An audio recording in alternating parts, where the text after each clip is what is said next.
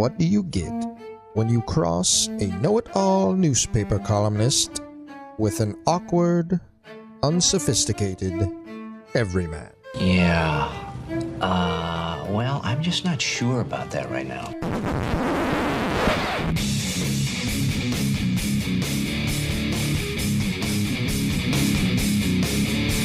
Welcome to Couch and the Rube. Welcome to Couch in the Rube, presented by Pure Options Precision Crafted Cannabis. As you head into this holiday week and you are planning to spend it with family, do not go into this alone. Pure Options is here for you. Go to pureoptions.com. Download the app today. Get 20% off your first purchase. Find out the nearest location throughout Michigan.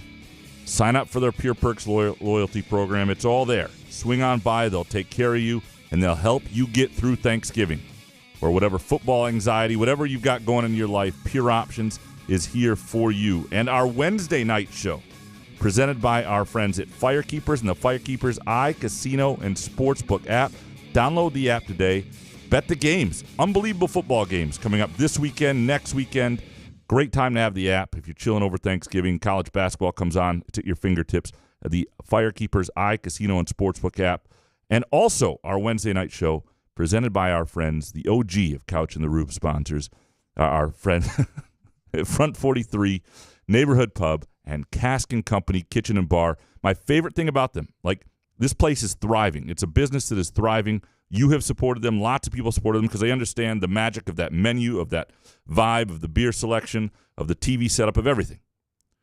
Go to caskandcompany.com to make a reservation because on certain nights they do get busy. So if you're home in Lansing over the break or any time you want to go check out a football game or have a bar night or just take some friends for a night out, go to caskandcompany.com. It is one of the best reservation systems you'll ever find. You can leave a note if you want a booth or anything like that. Caskandcompany.com. Jason, how you doing, brother? I do hear your voice in my head when I take a shit, riding right up into my rectum, and it was painful. And we said, would somebody please guard somebody? What's up, buddy?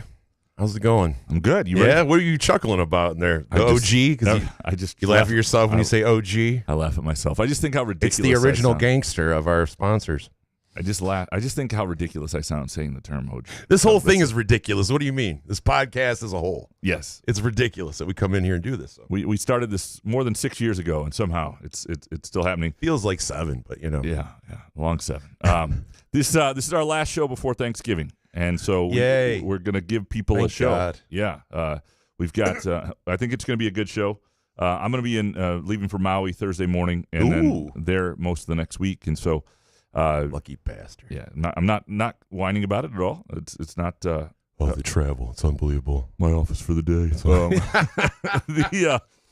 Please do one of those. Are you going to bring a muskox flannel? I think you have to do a photo shoot at a muskox. It's going to be what, 65, 7? What's the weather there? 79 in Lahaina. Oh, area. shit. Yeah. So I will. What a beautiful country. Yeah. No. I'm country. Wearing a muskox flannel now. I will take one with me for sure, and maybe from the water. It's a little too hot though. 79. I mean, bathing suit for you, you're going to sweat through them. I think muskox are more versatile than people realize. And I might do one in the Pacific Well, they're Ocean. versatile. You're not. Is what I'm saying. Fair. You're going to come in hot no matter what. You like it at a cool 55. Degrees. So that's fair. We have a good show for you today. Nick Baumgardner from The Athletic, who I think just understands the game of football better. He knows ball. He knows ball. Crushes tape. Yeah, more than most writers and some coaches. Good conversation with him that we did this afternoon. So that is going to be, I think you'll enjoy it. Gets into Michigan State and Jonathan Smith and gets into Indiana. And that situation, the college football playoff, little Michigan, Ohio State football, and the Lions. So good conversation there, which we'll have here coming up shortly as well. And then we'll have Harry and pick the games, this week's games. And then we'll get into some of your leftover takes from Monday that we didn't get into. Some really good stuff that we still want to get into. We got to get to address. Matt C's first, though. He's in there. I don't know Matt if he's C's got to go first. Oh, no? No, he's not in first. He's not in okay. first. No, but Matt C is in there. He's He's in there. No Groovy Donut Twitter questions this week. There's one. Shep sent his in, so we will get into that. But there'll be our Groovy Donut takes. And frankly, Groovy Donuts this week, by the way, has the best thing I've seen in my life. Probably including my wife. What? Yeah. Don't repeat that. Okay. telling you, the pumpkin cheesecake. Oh yeah, ginger snap crumble. Like it's you weren't on. lying. You weren't lying. Yeah. It's going on now. It's been going on for a while. It goes on only through though this Sunday. So pumpkin cheesecake ginger snap crumble. Go to groovydonuts.com. Place an order today. It's so worth it. So delicious. Perfect. Yeah, they got through this weekend. They've got pumpkin spice, pumpkin donuts, which look amazing as well. Apple cider turkey donuts, really cool setup. They are not open Thanksgiving week, so this is the weekend. Go to Groovy Donuts, make it part of your football weekend, make it part of your Friday tailgate. Again, open 7 a.m. to 1 p.m. Thursday through Sunday. 2 locations, Lake Lansing Road in East Lansing, and also in Williamson. And also you can order at groovydonuts.com. I'm telling you, this pumpkin cheesecake ginger snap crumble is... Oh, it's delicious. It's unbelievable. Oh, my God. I love it more than my wife. Don't tell her. I didn't say I loved it more than my wife, but it's up there. It's up there. Take my wife, please. By the way, can we promote the Tease Cups? Why don't you hold those up there? Yes. The Christmas ornaments, the Couch in the Rube Christmas ornaments, teacups.org. That's teacups.org, not .com, .org. Get yours. People are buying them right now, and we want to see them on your tree. I don't know. We're going to get our tree next week, Graham. I don't know when you get yours, probably December 24th. Yes, But in your neighborhood, they probably just hand them out door to door in that weird neighborhood of yours. But anyway, teacups.org. You can get Couch in the Rube gear. People are ordering mugs and shirts and other things. My wife has other things that she does on there for maybe the females in your life if you want something like that. Anyway, we want to see them on your tree, and we're willing to give you a $25 gift card to teacups.org. All you have to do is send it. I don't care if it's Blue Sky, Twitter, Facebook, email Couch, email me, give it to us somehow. Let's see the ornaments, the Couch in the Rube ornaments on your tree, and you get a $25 gift card. We'll do like a drawing. A drawing for it. Not everybody who does it. Just a drawing for it at the end. For well, if everybody, I mean, not, if you have an ornament, you take a picture of it, of Couch in the Rube. Yeah. Right. Yeah. So thank you for everybody that's ordered so far. The way you described that initially, though, was that everybody who did it would get a $25 gift card. It was sorry. Yeah, I tend to ramble. This wasn't written. I don't have a script like you have over there. So, I was going to say, it's like that would be like the best deal ever. Wait, you're saying I buy this little ornament and I get $25 free? Well, not everybody's like David Jackson, okay? So I didn't think I have to worry about it. No wonder that sports book you ran failed back in 2009. It wasn't a great idea from the start.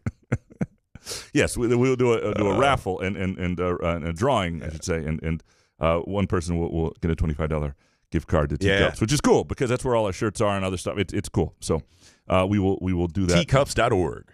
So before we get to Nick here and a good conversation there, just a little bit of MSU basketball. They played Tuesday night against a team that Samford, man. Yeah, a team the that Bulldogs had a lot of people gave them a lot of credit for what they did at Kansas last year, taking them to the brink of an upset in the NCAA tournament. I think it was 93-89.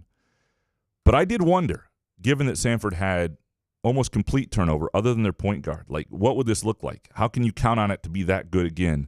And the results coming out of the gate had been so-so. When you watch it in person, sort of the chaos they create and the pressures and the different defenses and the way they press you out of makes and misses, like that to me was... And they scored 90 points a game. And they shoot a ton of threes, and they're not scared of you at all.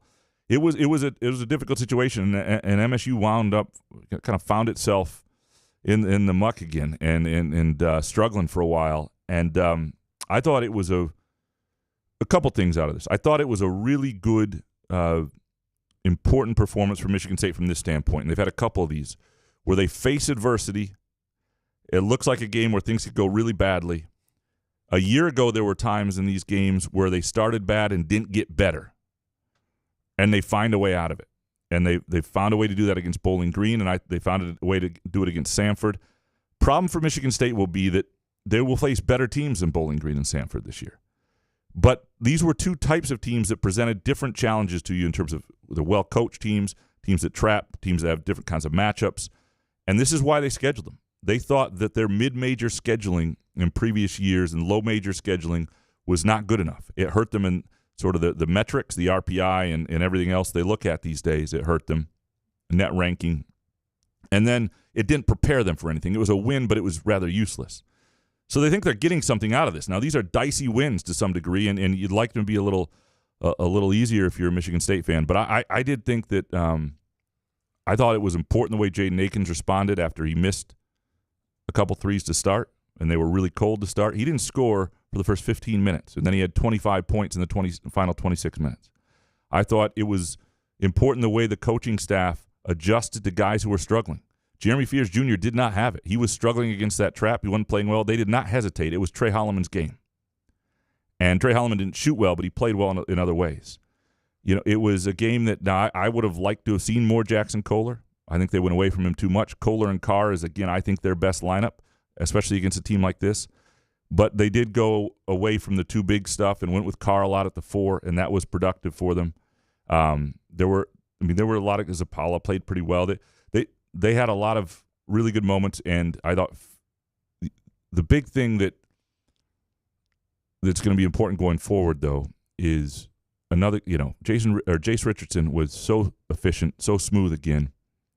He's 4 for 6, 12 points. That seems to be like his line. Do we have an injury update? All we know at this point is it's like a sprained ankle. And the problem with a sprained ankle is we've all had them. It's better to have them at 18 years old than 38 or 48 or 58 because it's a much quicker heal. But I don't think they can do much at the Maui Invitational without him at 100%, without him playing and playing well. He is just so important to giving them a spark. He's so important to their offense. And maybe then get past Colorado if he's not 100%. But by Tuesday, when they play Connecticut, if that's who they get, they're going to need him. And same with that third game, whoever it is, because you look at who's on the third side of that draw. If they beat Colorado, they're going to need him in the next 2 games to, I think, have a chance to win. But either way, they come out of this pretty tested. Should Samford and Bowling Green test you the way they did? I don't know. But they also played pretty well against Kansas in some ways and didn't shoot well. I think there's nothing that to this point is a red flag that says they cannot compete with higher level competition. If Jaden Akins is, engaged and playing well and producing, if they've got Jace Richardson, and if they hit a few threes. I mean, if they had gone 7 for 24 against Kansas, they might have won that game. And so I'm curious to see what it looks like next week, and I think a lot of people the only concerning part yesterday was another slow start. Like you mentioned Akins, but yeah, he got off to a slow start. First 15 minutes, it was terrible, and then finished with 25 points. It's just like, why do these guys have to get off to such a slow start? I know Samford, they shoot well, they score a lot of points. I do like 20 for 23 from the free throw line, 87%. That was a good look. I do love that. So and there's some. So you don't want to harp on things, but it was like, okay. When they've got some, didn't cover the spread. Some situations to look at too, right? Because you got a guy like Frankie Fiddler who's struggling, I think, in his defensively, not giving them a whole lot. He's not shooting the 3, but he's great at getting to the line, and he's helping to spearhead that free throw shooting that's been so good and so helpful this year. But you need more from him. Like, I don't know that he's in your closing lineups coming up. I still think for this team, their best lineups are probably 3 guards around Kohler and Carr. And, you can that's Akins, obviously, and then 2 of Richardson, Holloman, Fears. I think that's their best lineup. I do most nights. Now, there may be a night where there's a matchup that dictates something else, but I think if you went with that lineup more often than not at the end, you'd be the best version of yourself. And I hope we see that against bigger teams because they're going to face more sizable teams that can tempt Izzo to play bigger lineups, and maybe that stuff will work. I thought Booker had a good game, and Izzo was really, I think, thrilled about it. As he walked out of the press conference, he had talked about Booker quite a bit. I was walking with Ebling and Larry Lage. I mean, I felt all of Fred Human next to Izzo, and he was really, really happy that Booker had a game and Booker was engaged. I think he really wants, I think he was worried a little bit too. You could just sense that he was really happy for Booker that he had that game. And against Samford? Well, that he 10 minutes, 7 points. I mean, I get it. All right. Yeah, he'll play more, Jesus. But he played a good 10 minutes. And he played an impactful 10 minutes. He was a big part of turning that first half around with that 3 and then the putback and his own rebound. He played pretty well. It was plus 19 in the first half. Best plus minus. I love the scene you set, though. Larry Lage, Jack Ebling. It's like 1999 all over again. 19-year-old Jack have his 2000 champions leather jacket on. 19-year-old Graham walking behind them. Hey, guys. That's not how it sounded at 19. All right, let's take a quick break here. We'll come back. We'll talk with Nick Baumgardner, some MSU football, some Detroit Lions, and all that good stuff. Couch in the Rue, presented by Pure Options, precision crafted cannabis, and our Wednesday night show presented by our friends at Firekeepers and the Firekeepers iCasino and Sportsbook app, and Front 43 Neighborhood Pub and Cask & Company Kitchen and Bar. Hey, sports fans, are you tired of the same old routine? Looking for a way to unwind after a long day? Look no further than Pure Options, the premier destination for all of your cannabis needs in Lansing, Detroit, Muskegon, and Mount Pleasant. Whether you're cheering for the Lions, Spartans, or the Wolverines, Pure Options has everything you need to elevate your game day experience. Mention Couch the Rube when you visit Pure Options and get a Pro Grow eighth with a $50 purchase.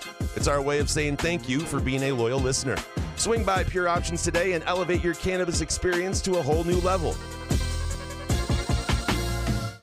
Firekeepers Online Casino and Sportsbook is the site to play from your phone, tablet, or laptop. Get in on all the football action with pre- and in-game wagering. There's showdowns every week in football that you can't miss. Plus, the college and pro hoops are red hot, and the pucks are cool. Get your first casino deposit and sports wager matched up to $500 each.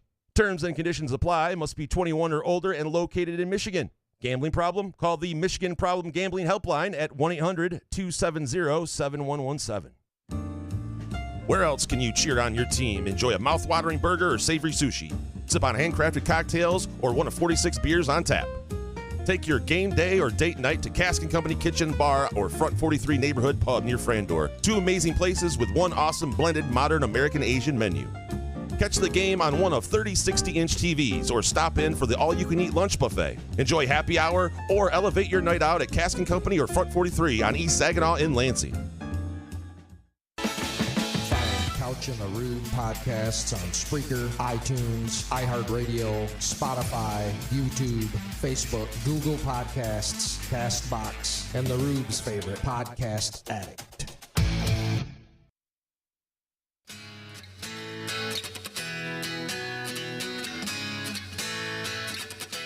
Couch in the Rube, presented by Pure Options Precision Crafted Cannabis, and our Wednesday evening show brought to you by our friends at Firekeepers Casino and Firekeepers iCasino and Sportsbook app, and Front 43 Neighborhood Pub and Cask & Company Kitchen and Bar. Very pleased to have with us now the man who knows football better than anybody I know. That includes most of the coaches I've ever covered and anybody I ever listened to. Nick Baumgardner from The Athletic. How you doing, man? Good, Graham. What's going on? I don't know about all that, but what's going on? Well, I'll say this. I see less vitriol toward you and your coaching decisions than I do like Jonathan Smith's coaching decisions. So based on what I see on Twitter, you are further ahead than those people in football intellect. So yeah, well, so they're in high-pressure jobs, but yeah, some of these guys sometimes, it makes you wonder. That's fair. That's fair. All right, well, let's get into that. There's a bunch of things I want to talk to you about here. Mm-hmm. Michigan State. One of my ideas for Michigan State's football program is that they ought to have a separate NIL collective just for the offensive line and lean into it, make it their thing. Just really try to raise the floor and perhaps ceiling of their program. When you watch that line of scrimmage, and I thought they were making some steps the last time we talked after the Iowa game and all that. What are you seeing there that's a problem, and how far away is a group like that from being a productive offensive line? Yeah, I mean, it depends on, the teams they're playing, and I feel like it depends on what they want to do. Like the last time we talked, I was impressed even in the Michigan game early anyway, and how they were able to sort of stretch people out and just use, sort of formations and motion to create, extra leverage and stuff like that. So Smith does a lot of stuff on his own to create extra stuff for the run game. But once you figure out all the little tricks, then it becomes just a matter of like, okay, well, can they block anybody? And now we're right back to square one. So I think it's a good and bad, because the bad is, yes, it takes a long time to fix an offensive line. And sometimes you have to get lucky. Sometimes you have to get Michigan State fans know this. You have to get like a Jack Conklin type guy, to somebody that you did not expect to be, way better than he was supposed to be, right? And the development matters. But also, I think in Michigan State's case, you can go one of two ways. Number one, yes, Graham, like you said, you could choose to spend your money on things that are going to make you a very difficult team to play against, which I totally agree with you. Like Iowa should do this. Like I've said, Nebraska, Rutgers, some of these teams should be running the option. You know what I mean? Like just go all the way in on it in this new world because you need to have an identity. But I also don't mind that if you're a team like Michigan State, and part of the reason why I like Jonathan Smith, long term, is I don't think he's ever going to have teams that are horrible. I think he has the way he coaches, like even if he has a bad team, he can make them look better than they are. So I would say, give him a little bit of time to see what the talent looks like in a couple of years and to see what he can do with better talent. Because I feel like he's one of the better coaches in recent years of up coaching guys, right? Like getting more or making it, coaching around some errors and that sort of thing. But, it's a new league and it's different in the Big Ten. So, yeah, we'll see how it goes. Are there things you have seen from him this year at Michigan State that make you believe in that more than just the Oregon State stuff? Yeah, because I think he's done it at times against a lot of the teams they've played. Just about, they've moved the ball, and they've had some turnovers, and they've done some crazy things like this too, and they've had some stretches where they haven't moved it. But they moved the ball on a lot of teams this year. They've done some things against defenses that I thought maybe they would have struggled with, in terms of physicality. The one thing that, has caught him a couple times is just that. I think it's the Big Ten is not the Pac-12 in terms of like crazy momentum swings. You know what I mean? Like and Michigan game at the end of the half when he wanted to push the ball and they ended up losing a fumble and it cost them the game. And it's like those are the little things in the Big Ten that if you're even close or whatever, you lose the game. You don't get it back. You don't get to make your mistake up again. So I feel like that was definitely something that I saw early in the season from him. And that's something that'll have to change as well. But I think the offense works, and I think he clearly can bring. They've got some talented players there that like to play for him.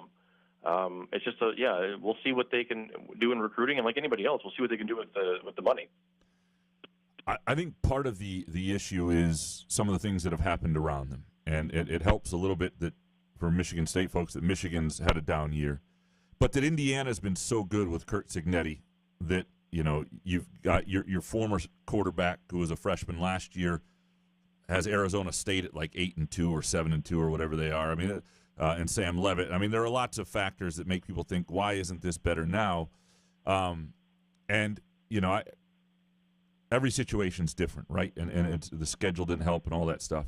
The schedule did help Indiana, right? But they're also, and I think anybody who saw them head to head against Michigan State can see just how good they are when you've got 10 starters from a winning program like James Madison and just how they get the most out of guys. When you watch Indiana play, like, what is their ceiling, and do they have a chance this weekend against Ohio State?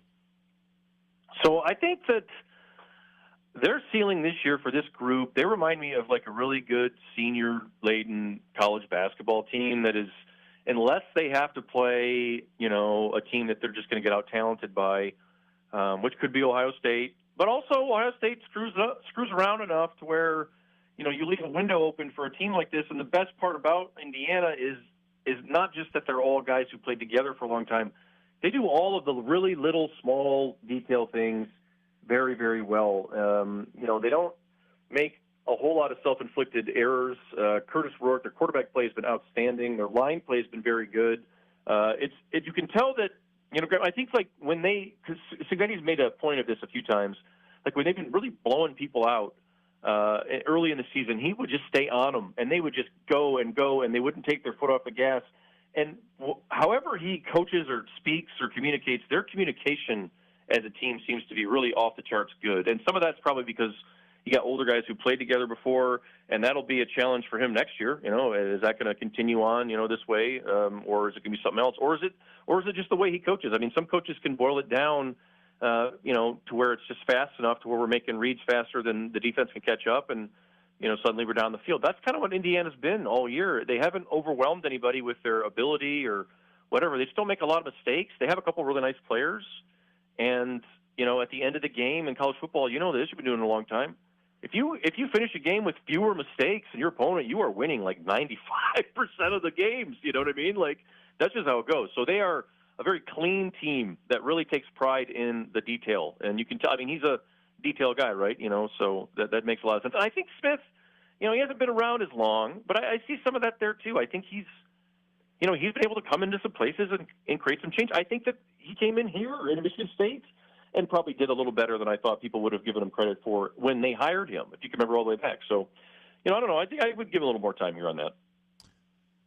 Michigan, Ohio State a week from now, and Ohio State, we'll see where they are after the Indiana game. I think Ohio State just lost its starting center to a torn Achilles. That's right. And that's not great. Never good. When you watch Michigan play, and we saw it against Indiana, like you can see the remnants of talent there. Like you know where they have some guys. They still have dudes, so to speak. And yep. I'm wondering, you've got an Ohio State program that has just been waiting and building towards that game for a long, long time, regardless of what happens this week, and a Michigan team that has some limitations.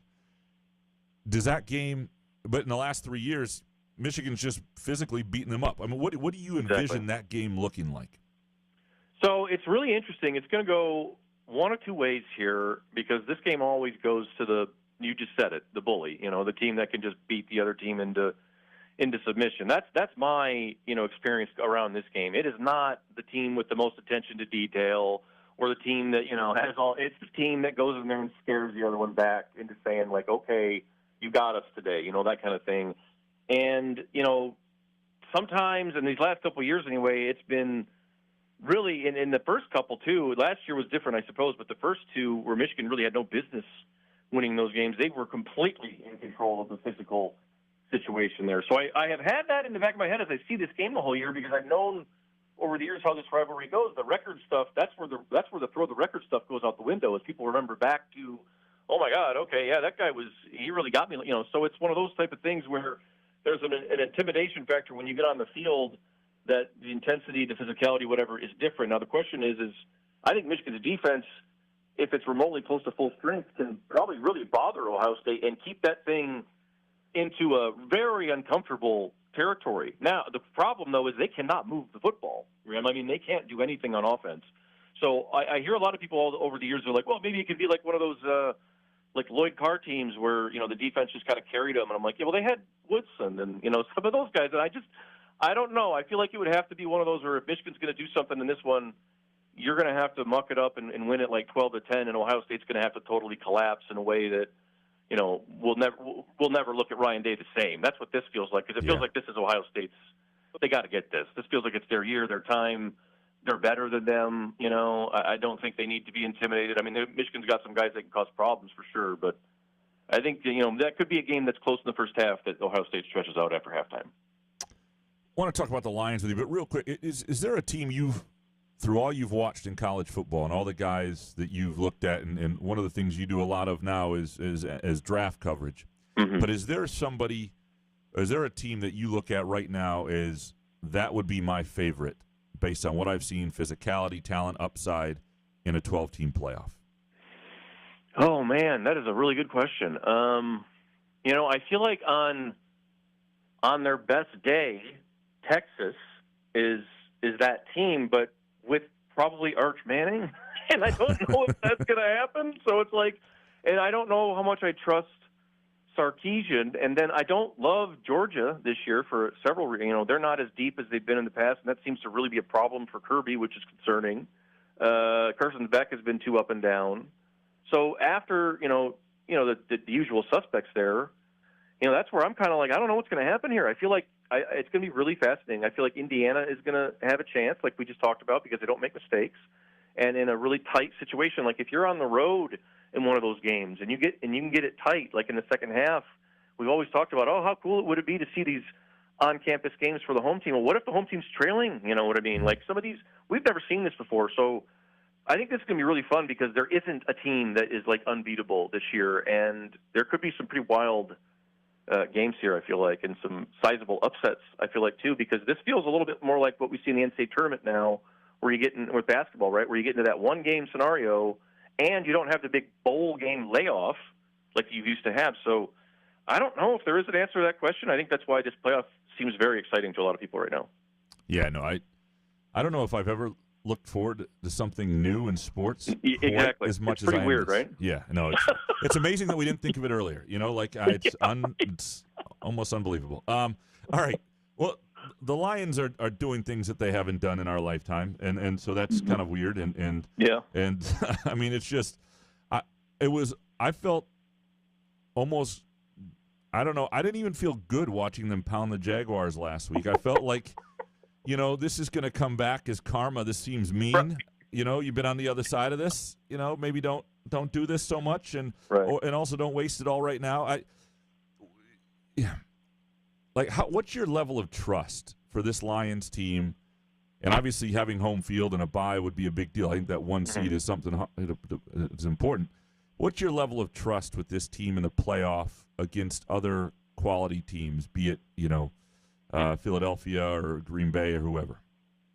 If the health of the roster stays relatively, what it is today, and they don't have any more significant setbacks or whatever, I like their chances against everybody, Graham. I mean, to be quite honest with you, especially in the NFC, because Colton and I were talking about this today. We just went down the list. Like, if I stack them up against Philadelphia's playing good football right now, starting to get their groove back. But to me, they are not the team that, went to the Super Bowl. That's not quite the same Eagles team. They've had some steps back in some areas. That would be the closest thing in the NFC right now to a team that I would say, would give the Lions problems. I have a lot of faith in them because, I mean, what you just said, they've been hammering people casually, and they've been doing it in a way like Colton and I talked about this on our show today. I think that Ben Johnson and Goff and maybe some of the other guys, I don't know if this has been said between them, but I think it's probably unsaid and acknowledged by all of them that they know that Ben Johnson's not going to be back, and this is going to be the last time that all of them are together. And I feel like they know that they have a chance to have a very, very special offense, like historically good, like one of the most prolific in NFL history good, you know what I mean? And that's what hit me during this game. It's like, these guys are just competing against themselves now. They don't really care about anything else. Offensively, I'm talking. Like, defensively, they're I like where they're going, but they're still, that's where I get a little more nervous. Do I trust them against Mahomes? Do I trust them against Lamar? But I think they can score against anybody. And I think right now their offense is in one of those grooves where you worry about teams getting complacent. I wouldn't worry about them getting complacent because I think they're chasing, like, records and stuff. Like, that's what I feel like is happening right here. Quietly. They haven't talked about it. They don't discuss it.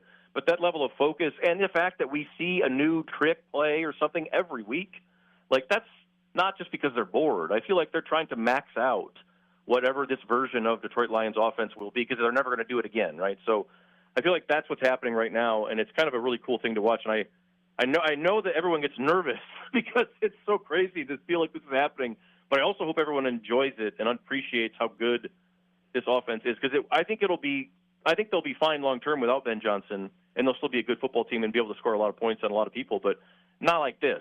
They won't be dropping 50 bombs multiple times in a season. This is special, so I hope people kind of get that. That's they're in kind of rare air here. And heck, the longer you win, the more you win, the less Ben Johnson can leave, right? It gets harder to leave for the guy who wins the Super Bowl because it's so late in the process. Maybe you have to win yourself into getting another year out of the guy or something. I don't know. That's maybe, yeah. Both of those guys. Maybe you could hold both of them hostage for another year. But that's going to be tough this time. Aaron Glenn, I feel like lifted his stock maybe even more than Ben Johnson has this time. So good stuff for both those guys. It does feel that way. For more next level Detroit Lions analysis, by the way, subscribe to Welcome to Detroit, the Detroit Lions podcast by Nick and Colton Pouncey. Worth your time. It's a Patreon podcast. It's worth your time and dime, and you can enjoy the level of analysis you will not get here on Couch in the Rube. Nick, I very much appreciate it, man. I'll talk to you soon. Thanks so much. Absolutely. Thanks, Graham. That is Nick Baumgardner from The Athletic. Like I said, as a writer, does football as well as anybody I know. We will be right back. Couch in the Rube, presented by Pure Options, precision-crafted cannabis. Our friends at Firekeepers Casino and iCasino and Sportsbook app, and Front 43 Neighborhood Pub and Cask and Company. Hey, sports fans, are you tired of the same old routine? Looking for a way to unwind after a long day? Look no further than Pure Options, the premier destination for all of your cannabis needs in Lansing, Detroit, Muskegon, and Mount Pleasant. Whether you're cheering for the Lions, Spartans, or the Wolverines, Pure Options has everything you need to elevate your game day experience. Mention Couch the Rube when you visit Pure Options and get a Pro Grow 8th with a $50 purchase. It's our way of saying thank you for being a loyal listener. Swing by Pure Options today and elevate your cannabis experience to a whole new level.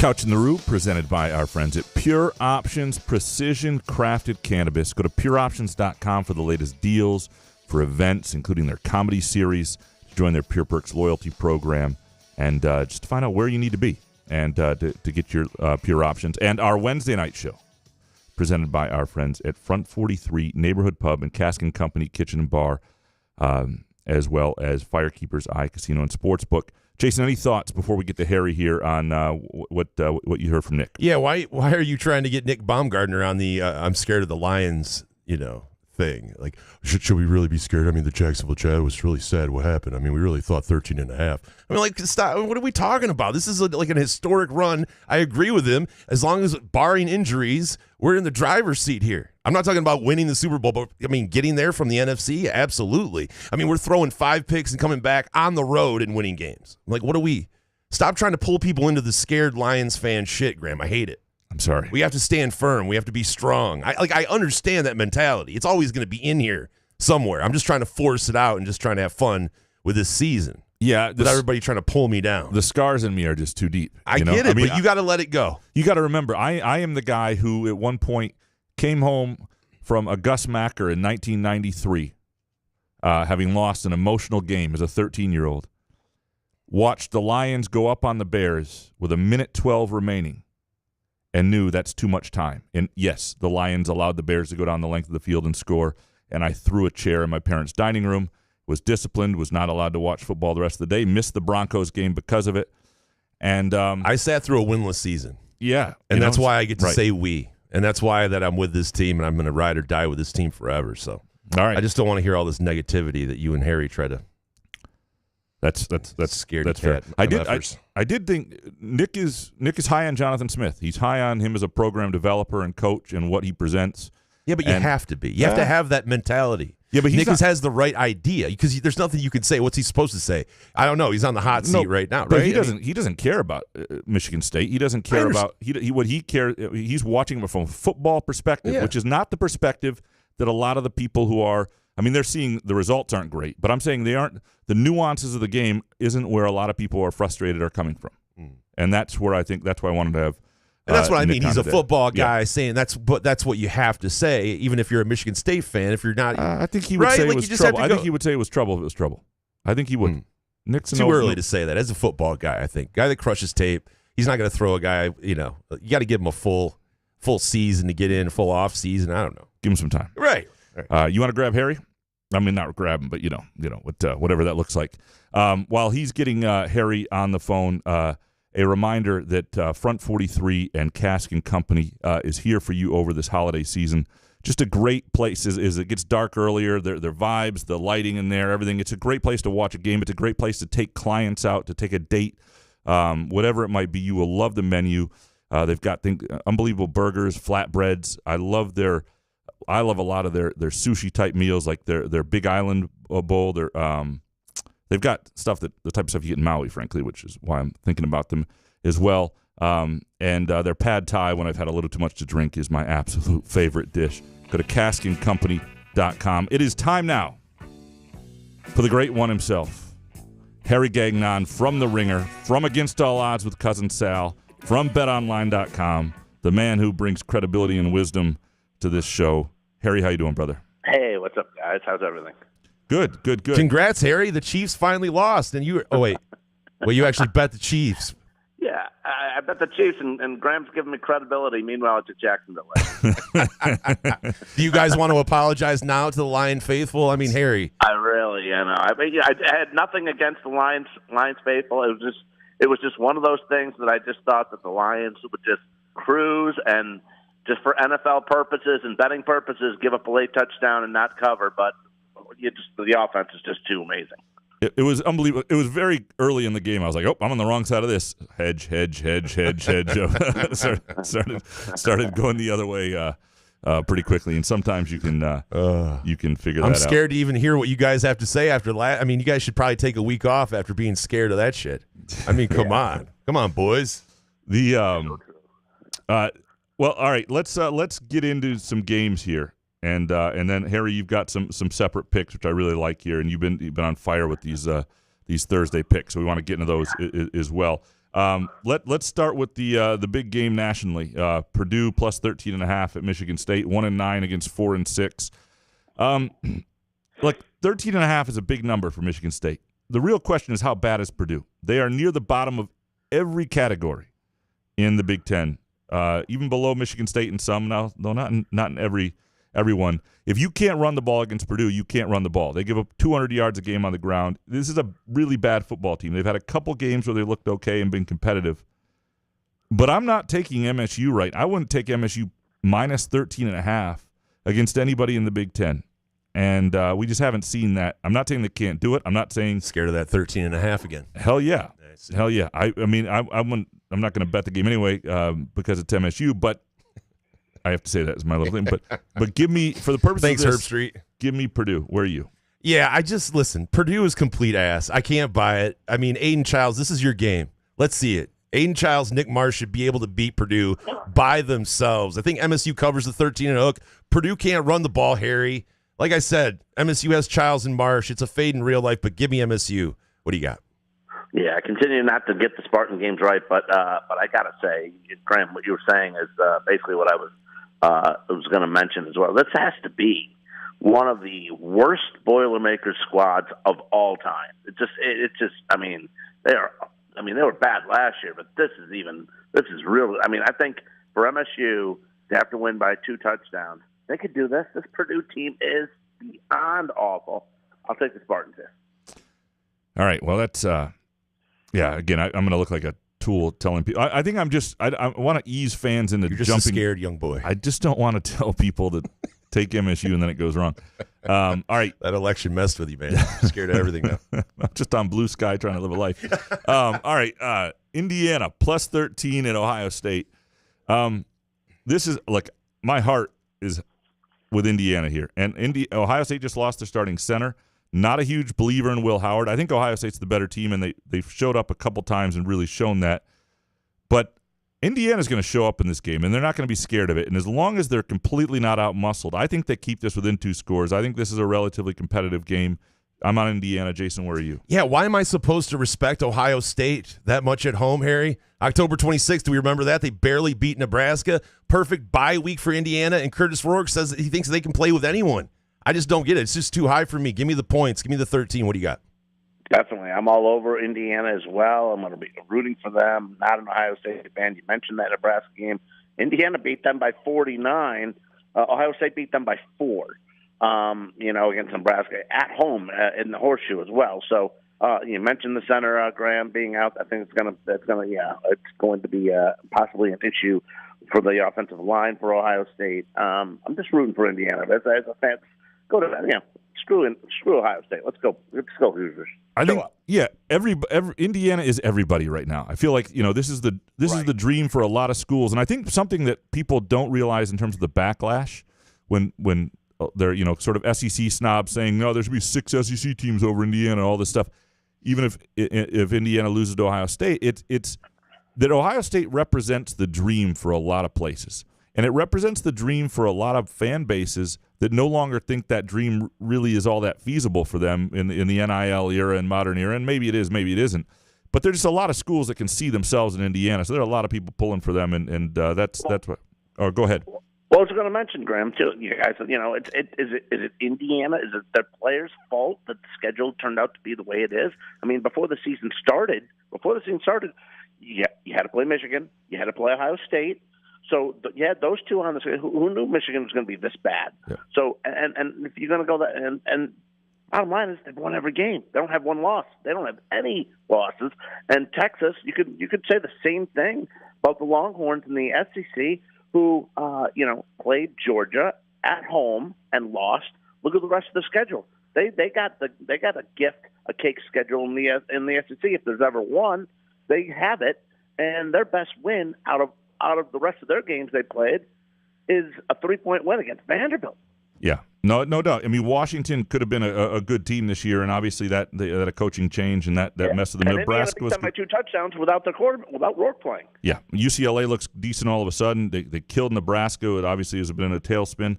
The one thing I will say is the argument is this: Indiana did my biggest pet peeve in the world is when a school schedules 8 home games, which I don't think should be allowed. I don't think you should be eligible for the postseason. But that said, that would have made Michigan ineligible last year and Ohio State a couple times. I do not believe you should be allowed to play 8 home games.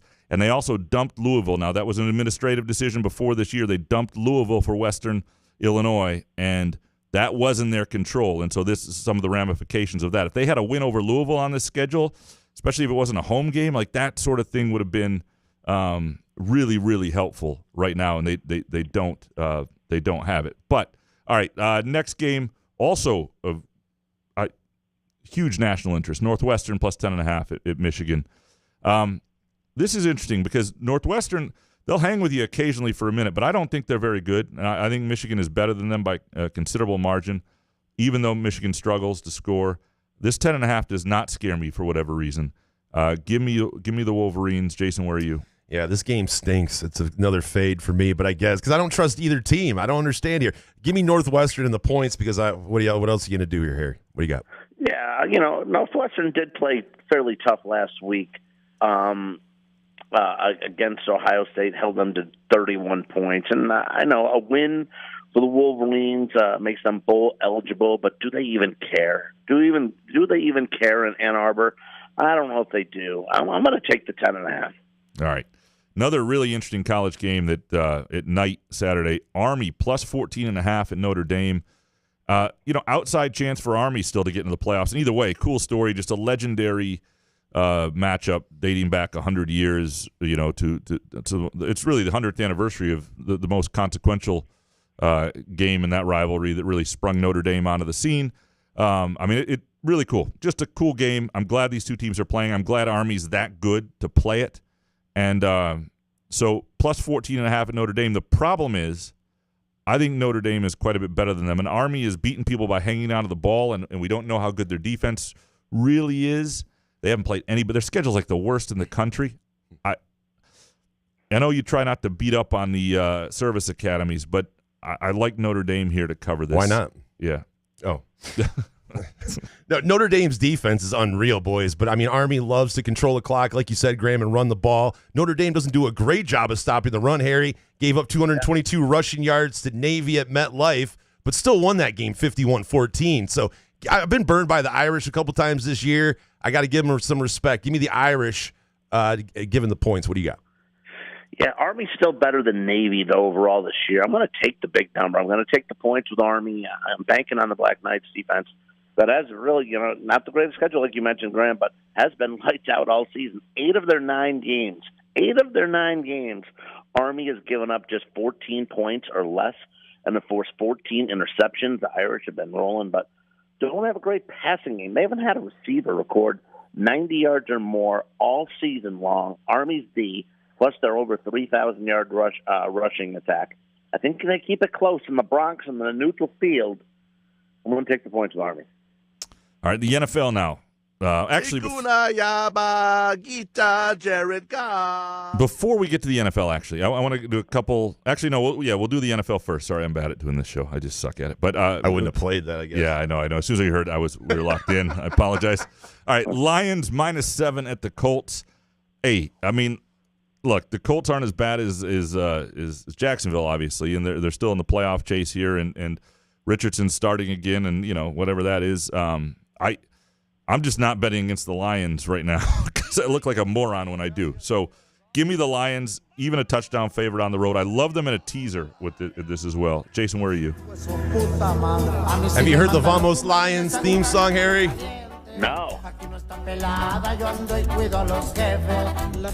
I'm glad. It scares me that Couch is on board now. I want you guys to still be scared of this Lions team. I don't know. 7.5, that's fine. Buffalo went into Lucas Oil and beat them. That was with 2 interceptions by Allen. Offense is humming. We can throw 5 picks and win on the road. What are we scared of? The Colts are ass. I'm not scared of this line. Give me the Lions, give them the points. What do you got, Harry? Well, Colts 5-6, still hanging around in the South, still hanging around for a playoff. They have played 3 NFC teams this year, and they've only given up 16, 16, and 21. The Lions are absolutely a different animal. I'm going to take the Colts again. I'm taking on against Detroit again. Oh, boy. Go Lions, restore the roar. Kinda. Right. Win the game, but do not cover. Well, then what's the conspiracy theory if the Lions don't cover this game? I want to hear it. If you think there's an Andy Reid conspiracy every week. Yeah. I got nothing. After last week against Jacksonville, I got nothing. Against Tennessee, putting up 52 against Tennessee, I got nothing. I'm just saying, the Colts at least, Jacksonville, Tennessee didn't have playoff chances when they have a chance when they played Detroit. At least Indianapolis does. Be interesting to see what the crowd is. I think there's going to be a lot of Lions fans there, too. It'll be all right, Vikings -3 at the Bears. The Vikings have slipped a little bit, still like their defense. If the Bears' spirit isn't broken, they're playing a lot better. They really are. And, they're finally getting good quarterback play, or at least respectable. Coach's ass.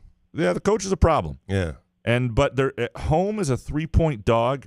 I'm going to hold my nose and take this. I think this is another down-to-the-wire game, so I'll take the Bears with the points at home and hope they've recovered emotionally. Jason, where are you? Yeah, I might throw this in a 6-point tease. I still like Darnold with Jefferson. I just think what is going to happen with the Bears? I think the only reason why you would think Bears, right, because of Caleb Williams, but this coaching staff is fucked. Give me the Vikings. What do you got here? Yeah, even for this, just the whole another botched ordeal at the end of the game last week. Darnold was finally fairly decent against Tennessee and a nice road win. Vikings on the road again. I'm going to take the Vikings. They're just overall better. Yeah, well, that does not make me feel good. But, okay, 49ers +2.5 at the Packers.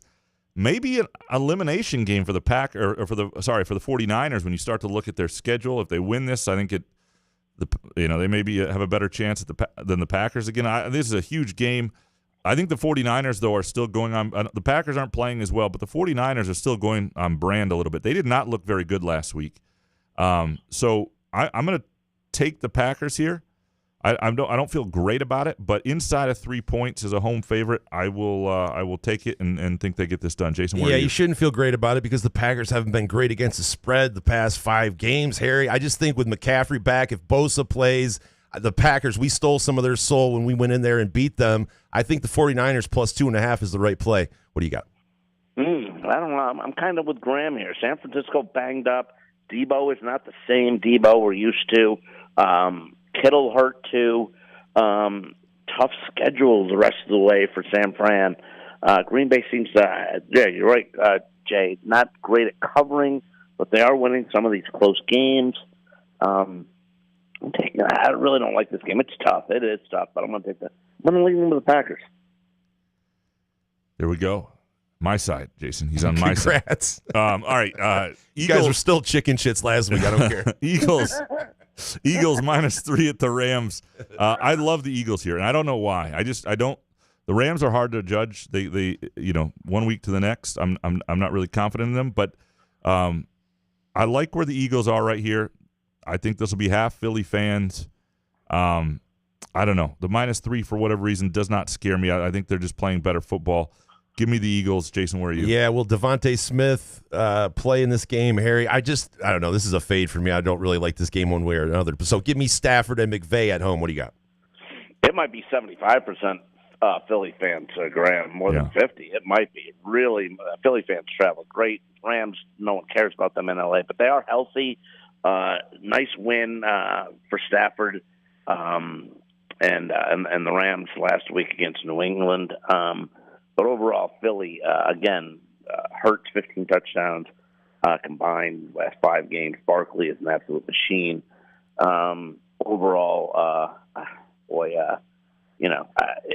Philly still needs to stay atop of the NFC East, even though they beat Washington. Still need to stay on top and win the division. Can't let this one slide. I think it's a low number, low spread here. I think Rams kind of are a better team sometimes on the road. So give me Philly here. All right, there are a couple things you like, Harry, including your Thursday pick. You like the Browns +3.5, and you've got some props here. Yeah, Browns +3.5. I do have some faith in Jameis at home, where Cleveland actually owned the Steelers over the past 6 years. The Browns are 4-1-1 straight up at home in these 6 home games versus Pittsburgh. And the last 7 games between these two in Cleveland, Pittsburgh has won by more than 3 just once. And that game happened to be just by 5. And Cleveland, oddly, how about this one, guys? I did some homework last night. at about midnight. Cleveland, oddly, is 6-0 straight up in their last Thursday games, and 2 of those wins are against Mike Tomlin. That is a crazy stat, actually, given their history and the Steelers. Were you history. crushing tape last night? Those Cleveland teams are not that good. Yeah. No, that is absolutely insane. You bust out your NFL almanac? I mean, what are we talking about? What was going on? Weed sodas and everything. Totally. Well, how about this one? How about this? Jameis Winston, 200 or more passing yards at minus 160. Cleveland hasn't had much of a running game lately. Haven't eclipsed 80 yards rushing in 4 straight games. Meaning, I think it's up to Winston to manufacture most drives. In his 3 starts so far, he's gone for 235 versus the Chargers. He had 334 versus Baltimore. Guys, he had 395 last week versus his former team, the Saints. And I know a couple weeks ago I caught that first touchdown. How about this one? David Njoku at 15-1, first touchdown. He's had at least 7 targets in 5 straight games. 3 weeks ago, he had Cleveland's first touchdown in their win versus the Ravens. And then in his last 5 games, Njoku versus Pittsburgh has 3 touchdowns, and one of them was a Cleveland first touchdown, and another one of those touchdowns was the first touchdown of the game. I'll be in a layover in Honolulu watching this, betting for Njoku, or I don't even know how to pronounce his name, 15-1 first TD. While you're on a treadmill. While I'm on a treadmill. It's going to be amazing. Yeah. Can I throw a 6.5-point teaser at you guys? I usually don't do this, but I want to hear what you guys think. Jarrett. Notre Dame minus 14.5, right? Takes it down to 8. That game's at Yankee Stadium, by the way. Interesting. Yeah. Okay. Vikings, it takes minus 3.5 down to plus 3, makes Vikings plus 3. Indiana, it takes it to plus 19.5. For those odds, plus 150. It's a lot to go wrong there for plus 150. I don't love it. No? I don't love it. Throw it out. I'm betting this, though. I got to bet it. Now listen to you two. But I'm all in. I'm all in. I know they haven't played much, but I'm all in on Army this week. Come on. That's great for college football. And it's Notre Dame. What, am I anti-America now just because I think Notre Dame's going to win the game? I mean, come on. No, It is cool they're playing at the place they played 100 years ago, and some of the most famous, one of the most famous games of all time. All right, one more thing you've got, Harry. You like a 7-point teaser with Nebraska plus 4.5 and the Rams and Eagles over 41. Yeah, look, Nebraska plus 4.5 versus Wisconsin. Nebraska had lost 3 straight home games by a touchdown in all those games, but I think Dylan Raiola plays tough here. For Matt Rule, and Wisconsin gave it all they had versus Oregon last week. I think they got nothing left in the tank in Lincoln on Saturday. So give me Nebraska at least plus 4.5. If they somehow Wisconsin pulls this out by a field goal, you still get the cover with the Cornhuskers. I'm going to take Philly and the Rams over 41. Eagles' offense is rolling. Like I said, Barkley has been great. So hasn't Hurts with the tush push. They've averaged 31 points a game in their last 5 games, and the Rams healthy. They've scored 26 or more in 3 of the last 4 games. So on Sunday night, give me the Philly Rams over 41, Nebraska plus 4.5 on the 7-point teaser. How about this one, guys? Throw this one in for tomorrow. I did this for you guys as well. Hornets Pistons over 219.5. Cade Cunningham. We mentioned this last week, guys. Have a tremendous season so far for Detroit, averaging 23, 7, and 9.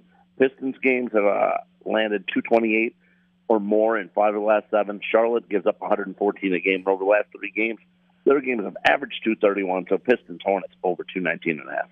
Yeah, but then I have to watch the NBA.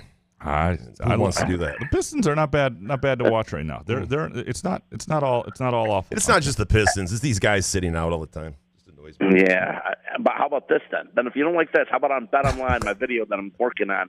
It'll be out in a couple of days. You can bet the AEW full gear package of wrestling this week. It's the All Elite Wrestling. The title fight is Moxley versus Orange Cassidy. You can bet that on Bet Online. That is beautiful. You're a beautiful man. Real quickly, one of our listeners, David Jackson, said he asked, "Why would any sane person take Auburn over Texas A&M when only getting 2.5 points?" The line does seem very fishy. I'll say that. Yeah, it does. I'll put it this way: that seems. I did look after reviewing all the lines. That is one of the very biggest fishy ones I've seen, not just this week, but all year. And like last week, the phony number of all season was last week when BYU, who was undefeated, was only laying 2.5 against a Kansas team at home, laying 2.5. And look what happened. Kansas jacked BYU. So don't be surprised if War Eagle wins this one. I got one thing to leave you with. 7:30 a.m. Eastern Time, 4:30 a.m. Hawaii time on Saturday. 2:30 a.m. Hawaii time on Saturday. Well, bar still might be open Friday night. Chelsea -1, -130 at Leicester City. I got a feeling. I like it. That's where I'm on. I think Leicester's going to struggle. I think Chelsea, even coming off the international break, will have enough guys in form. I like it. -1. If they just win by one, you get your money back. So. And you're going to Spartans are going to Hawaii, and you're going? I'm going. Yep. I'm gonna. Somebody had to do it. Somebody had to raise their hand and sacrifice, and I said. Is the wife coming with you? Of course. Yeah. Nice. Good job. Good deal. Yep. Who do they play first? They got Colorado and then likely Connecticut in the second game. So be an interesting week, and then maybe North Carolina and some others. Is the wife going? Good deal. Sounds like Harry meant that one. Harry, you are a beautiful, beautiful man. We will talk to you soon. Thanks so much. Thanks, man. Awesome, guys. Take care. That is the great Harry Gagnon from The Ringer and Against All Odds. So what leg of my tease is not going to hit then? If it sounds so terrible, listen. I don't do the 6.5 point tease very often. Yeah. But I'm just the Notre Dame game. I was trying to get down a little bit there. Yeah, no, it's the third leg I didn't like. Indiana? No, sorry. The Vikings. The Vikings. That turns them into a 3-point underdog. Yeah, I just didn't like that either. I just don't think that's enough of a buffer. Bears are a shit show, though. I don't. That was the part of the leg that I didn't like. I'd like the leg. Just do the other two. Keep it even money. That would be better. What fun is that? I like a little 150 action. You know, that's just not enough. It gets me in trouble. I just want the win. I don't care about just give me the win. I don't have a Graham Couch bankroll. Bet 500 a game. We will take a quick break here. Come back, and we have some really good leftover takes, sensible, measured takes. Matt C up first from Monday that we want to get to and dig into and have some more conversation on Michigan State football, Michigan State basketball, and so on and so forth. Couch in the Rue, presented by our friends at Pure Options, Precision Crafted Cannabis, and our Wednesday night show, brought to you by our friends at Firekeepers and the Firekeepers iCasino and Sportsbook app, and Front 43 Neighborhood Pub and Cask & Company Kitchen and Bar. Hey, sports fans, are you tired of the same old routine? Looking for a way to unwind after a long day? Look no further than Pure Options, the premier destination for all of your cannabis needs in Lansing, Detroit, Muskegon, and Mount Pleasant. Whether you're cheering for the Lions, Spartans, or the Wolverines, Pure Options has everything you need to elevate your game day experience.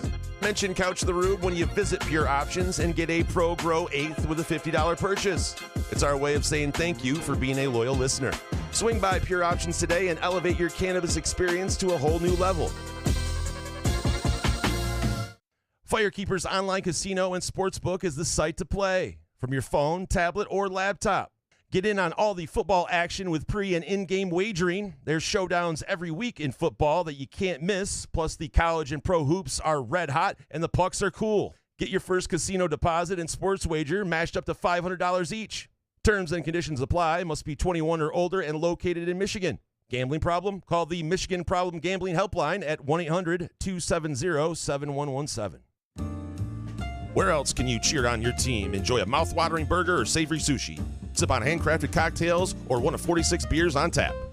Take your game day or date night to Cask & Company Kitchen Bar or Front 43 Neighborhood Pub near Frandor. Two amazing places with one awesome blended modern American Asian menu. Catch the game on one of 30 60-inch TVs or stop in for the all-you-can-eat lunch buffet. Enjoy happy hour or elevate your night out at Cask & Company or Front 43 on East Saginaw in Lansing. Ever wonder how comfortable you can be and how good you can look? Put on a Muskox flannel and find out. Muskox has new arrivals for this fall, including the Caper Green Grand Flannel, which even makes Couch look good. Muskox is a Detroit-based flannel company that creates soft and durable flannels made to last a lifetime. They become a great partner with Couch in the Rube, not just because they make us look good and feel good, but because they're good people too, and a socially conscious company. For every $100 purchase, $10 is donated to the Alaska Wildlife Conservation. Muskox flannels are designed with 100% cotton that is ethically sourced and double brushed for softness. Feel the quality and comfort of a Muskox flannel by ordering at gomuskox.com, where Couch and the Rube listeners can enjoy $15 off their flannel purchase with the promo code HOFF.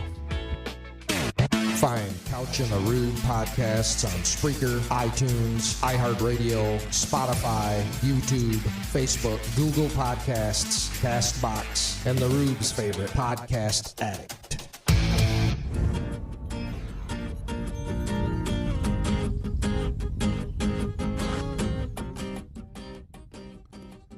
Couch in the Rube, presented by our friends at Pure Options, precision crafted cannabis, here to help you get through Thanksgiving week with your family, whether you like them or not. If you like them, it'll enhance the experience. A few MGs with you and the in-laws or whatever it might be. PureOptions.com. Make Pure Options an errand or part of your Thanksgiving week. And also Front 43 and Cask and Company. Great place to go out for a meal. If you don't want to cook and you got people over, you want to watch football that week, absolutely amazing time. It is time now to dig into our leftover hot takes. AK, we'll consider these like our Twitter questions for sponsor purposes. And I do want to say this. One of the great things about many of our sponsors is just how in tune with the community and how much they care and how good people they are and why they sponsor us, because we are, no, I'm kidding. But they are fantastic people. And they care about more than just that was not a joke. I'm sorry. That was a little late. Yeah, late. yeah. The delivery sucked. I do want to say this about Groovy Donuts, because Groovy Donuts is doing its second annual Day of Giving. They're closed the week of Thanksgiving, open this weekend. For all those great donuts we talked about at the top of the show, go to groovydonuts.com. Swing by either location, 7 a.m. to 1 p.m., Thursday through Sunday. But next week, not next week, Thursday, December 5th, from 7 a.m. to 1 p.m., Thursday, December 5th, from 7 a.m. to 1 p.m., Day of Giving. Proceeds will benefit the Nature Conservancy, the Women's Center of Greater Lansing, and the Greater Lansing Food Bank. Pre-orders available at groovydonuts.com. Very cool thing they do. Groovy Donuts' second annual Day of Giving. So if you're thinking about a way to have a Groovy Donut, enjoy Groovy Donuts, but also give back to our community, December 5th, Groovy Donuts' second annual Day of Giving. All right, are you ready to dig into these hot takes? Yeah, let's do it. Apparently, Dominic is up first and has for my Twitter question that you're not having before you escape with the misses for a luau, I ask the following. Why do you, Graham Couch, continue to gatekeep Sam Levitt support as if the fan base ran him out of town? You weren't first, nor were you alone. We love Childs, but... Oh, there's more. Sorry, I didn't send the whole thing. Let me finish it. This is... Oh, shit. Dominic had a whole separate one. Oh, okay. But we also love Sam. We endured Kim and Kauser and Todd Schultz and Gus Ornstein and John Zuloff under center last year. The fan base begged for Levitt. And how did you respond? A 4-part series about Harlan Barnett and his future wife kissing at the MSU Planetarium in 1986. It was a good series, though. I don't think I've never said I was the only person on the Sam Levitt train. I never said that. I was early on the Sam someone Levitt did train. say it, like I think in a Twitter question, and you didn't say like, no, it wasn't me. It was just so you took a little credit, I think. Did I? Yeah. Okay. Well, I didn't mean to take all the credit. I liked Sam Levitt from the get-go. I saw him as should have been, and maybe you are correct in this, that maybe I should have been more forceful in saying, hey, dipshits, play Sam Levitt, and that would have worked. Yeah, that should have been the column. Dipshits. Stuck next. Number 1, I'm taking the under on 25,000 in Spartan Stadium Friday night.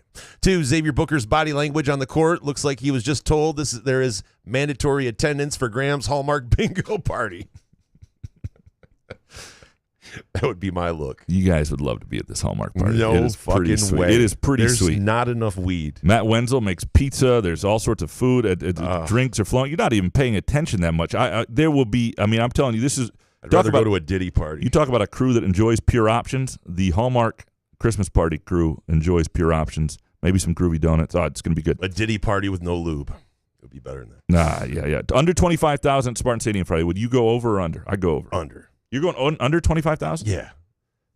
Oh, wow. If it's that crowd, that would be. Yeah, but it'll be over because we'll just lie to each other and say it was over. No, well, there's an actual attendance. Yeah, they're not truthful. Okay. Yeah. It's kind of like the Michigan Lottery donating billions to schools, and we just don't know why. And I think it gets to 50,000. Schools are poor. It's the same thing with attendance. We just lie to each other. Oh, there was a lot of people under the upper deck. It does seem with all the lottery tickets. You just couldn't see. It was shadows and... It does seem with all the lottery tickets that are purchased, we should be better. You know what I mean? And then it's like $23 billion since 1979. I was like, shit, I had to steal books. Peasy. Izzo should bring in a good shooting coach. The Pistons' young shooters have made huge strides under Fred Vincent already. Bonus. Smith should probs shake up the assistant staff this offseason. Not like there are any blue chips tied to this staff. Think a new linebacker coach is needed. A couple things. One, always, I think the Fred Vincent hire was great by the Pistons. I don't know that the shooting thing is going to remain an issue for Michigan State. Let's see where that goes. But to your second point. I know who Fred Vincent is. Why don't you tell the listeners who he is? He's the shooting coach for the Pistons. And he's noted. He's a noted shooting coach. He's noted, okay. I mean, it was a big deal when they got him, and I don't think that's the only reason they're better. Is there a press better. conference I missed? I mean, it was a big deal? Okay. Well, it was James Edwards and Amari. They wrote stories, We're dropping MFers now? Okay. For a couple things, I do think Courtney Hawkins is somebody who you want to keep on the staff. I think Demetrius Martin is somebody you want to keep on staff. I think there are some other people. And Rossi, by the way, is the linebackers coach. So you're not going to lose the defensive coordinator, and he usually coaches the linebackers. So you're fired, Rossi. That's the only problem with that. And I don't know that he needs – I don't think staff instability is what he needs yet. Now, it will be interesting if there comes a point where he feels like there needs to be a change, and what sort of coach is he in those situations? I think coaches – I think there are very few middle-of-the-road coaches on this who do this well. Coaches either tend to hang on to guys too long, or they fire guys as scapegoats every freaking season before the year's over just because they don't want to take any of the heat themselves. I think that happens way, way too much. Kurt Wisniewski. Next, Izzo will have this MSU basketball team shooting 35.3% from the three-point line by January. Bake take. MSU football is going to win the next 2 games by double digits, allow 0 sacks, and the defense will have 3 sacks minimum per game. Yeah. Deal. If they do that, yeah. Here's the thing. If you look at the way Rutgers is playing, they had a swoon there in the middle of the year. I think that game is going to be really tough. I think that's a swoon. A swoon. You like that word? Holy shit. Well, if they had a swoon, F it. Yeah. We're screwed. We better go Friday. It's the last win. Yeah, they're coming back off the swoon, I should say. So, a swoon. Yeah. No. That's all I got. Tim Horton, Joe Rossi deserves some criticism at this point. No sacks for MSU since September. Send an 8-man blitz, asshole, in the street. Rossi was... Wait, is that true? Yeah, no sacks in September? Not since the end of summer, really, because it was still technically summer when they were at Boston College. Seriously, send a blitz, please. Yeah. Wow. Their record, they've not been good since. Wait a minute. Okay. That is real. Jesus. Yeah. All right. It's remarkable. And it was interesting because both Rossi and the offensive coordinator Lindgren were available this week during availability, and Rossi was asked, like, is this a concern or something like that? He's like, yeah. He said it basically like a fan would, like, yeah. He goes, usually you stumble into one.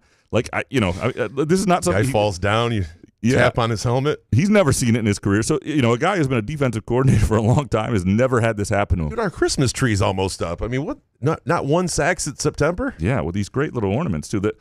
Which is your favorite, by the way, the Santa Rube or the Appreciate You with a Little Point? I like a lot. Well, why wouldn't you like that? That's your bit. Yeah, that's true. I like this. I'm going to say I like the Santa Rube because it's got a picture of my face on it with a Santa thing on it. I mean, there's the other one where you and I look like Summerall and Madden, But, the cartoon one. Yeah. I do enjoy that. I do enjoy the cartoon, even though I look like Bobby Hill. And again, teacups.org. You too can have your teacups.org. C-Dubs. MSU should help fund their NIL by having Izzo wear a mic during games and charging $20 per game to listen to him screaming at officials all game. I'd pay for that. Ultra Bake Take. Marsh and Booker are both All-Americans next year at schools not named Michigan State.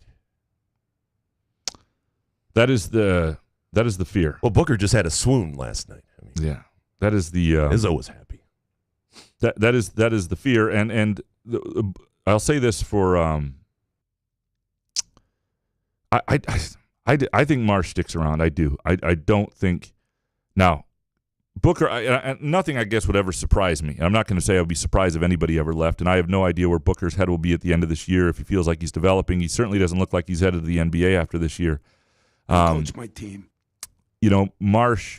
Marsh, though, I would be more surprised if he's gone. Just his temperament, the way he talks, the way Childs talks about next year, the things he's got going for him here. I don't know that he wants to shake until that Alabama calls and we'll give you $3 million.